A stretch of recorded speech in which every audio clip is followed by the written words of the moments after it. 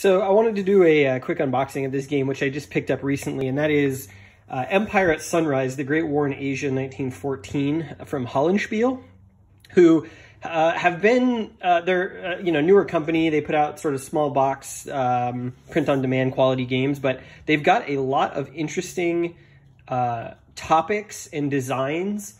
One of the best games that I played last year in 2020, before the pandemic, was a game called Westphalia, which is essentially a 6-player negotiation game about signing the Treaty of Westphalia to end the 30 Years' War. And it was so full of fascinating mechanics and asymmetry.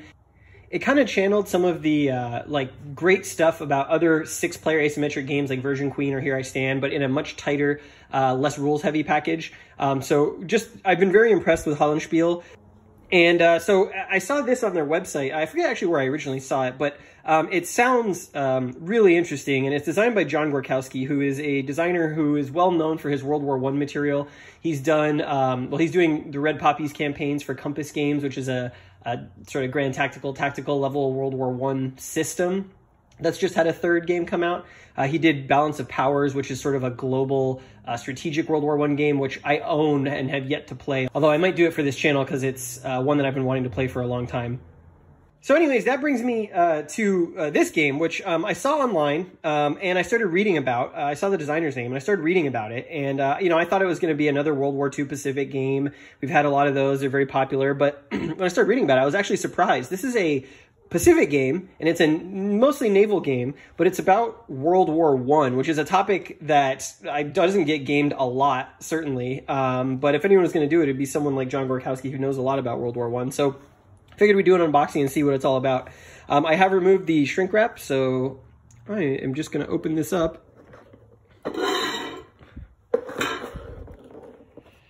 So, standard thickness box from Hollandspiele, really thin. We'll put this over here. So we have got, first of all, we got 2 dice, actually 2 really nice dice. Way to go, Hollandspiele and Blue Panther, who I think manufactures their games. These are actually really quality D6s.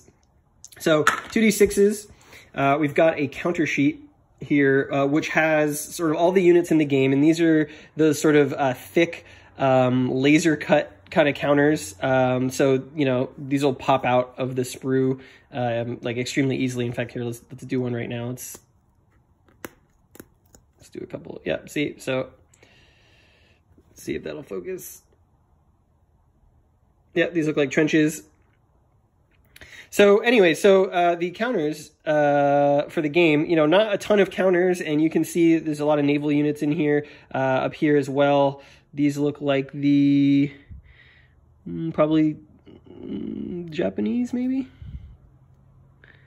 Anyways, so you got some ground units as well. The Axis powers. So in World War I, the Japanese actually came into the war on the side of the British and the Allies, which is kind of interesting. So here's the back side of the counters. They look really nice. They're big. They're readable. The font is, I hate when counters do sort of a serif font. So the numbers are sans serif. So it looks like they're very playable, and I like the design. I like the ship silhouettes on here. Maybe not perfectly centered, but there's nothing cut off here. So those are the counters. I got a rule book. Rule book looks like it is 11 pages. It's color. It's got sort of a semi-gloss finish to it.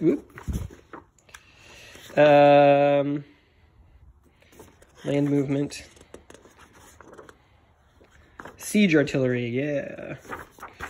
And then victory on the back. So actually, yeah, it's just 11 pages. So it doesn't look too heavy of a game. And I think one of the things I was reading about this, which is really cool, is the way the victory conditions are set up. So essentially it's asymmetric. So the Anglo-Japanese Alliance, which I think is what AJA is there, they are trying to control territory because the victory points in this game are measured only for the German powers, and they lose points for not taking certain specific places on the map, and they gain points for destroying units. And so the Germans are trying to, take out shipping, take out units, and the Japanese are trying to maintain control of stuff on the map, which is a really cool dynamic. So, you know, that's another reason I picked this up is because the asymmetry. We've got a player aid. Looks like one player aid, sequence of play, movement costs. Yep. What's on the back? Oh, here's the order of battle. So here's all the units and sort of where they come in and whatnot. So you'll see here that there's these 3 listings for maps. And this is the other thing that really intrigued me about this game. You're actually playing the game across 3 different maps that are each at a different scale. So you've got a really zoomed in map. You've got sort of the Qingdao area in China. You've got sort of a zoomed out map of sort of the area around that, the sea areas around that. And then you've got this Pacific chart, which is essentially the entire Pacific. So you're playing like 3 different scaled games, and you can like move from one map to the other, which is like really interesting to me.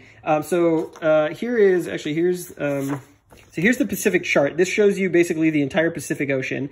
And so you'll have units on this chart, and then you'll be able to move inland to, I think, I'm not sure the other map is. I think the other map is, yeah, I guess this must be it here. This is one of the, like the main game map. And then there's another zoomed in version of just this part of China, which is really cool. This is an 11:17 display. So you'll have this next to the table. So you'll have the chart, and then you'll have sort of the game record track and the victory points and all of that stuff. So this actually goes down kind of next to the map itself.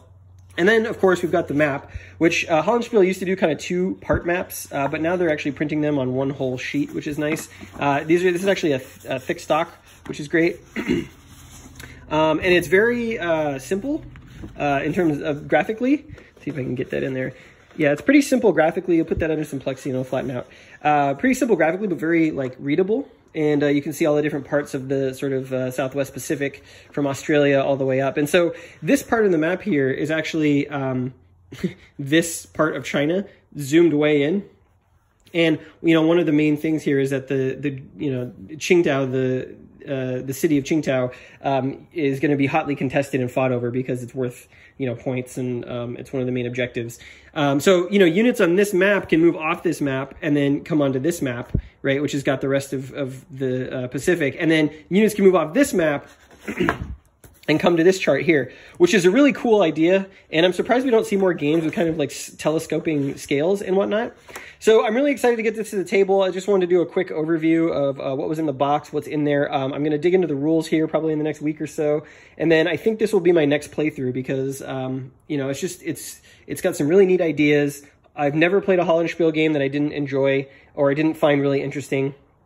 And, you know, this is a topic, like I said, that you don't get a lot of gaming on, really. I mean, you know, Kaiser Wilhelm's land, the German colonies in New Guinea, all of that stuff. You know, looks like Japan actually is in control of the Korean Peninsula here. So just a really interesting time period, a really interesting part of a conflict that, you know, is not really widely known about. And I'm looking forward to learning some things about it by playing this. So there you go. That is The Empire at Sunrise.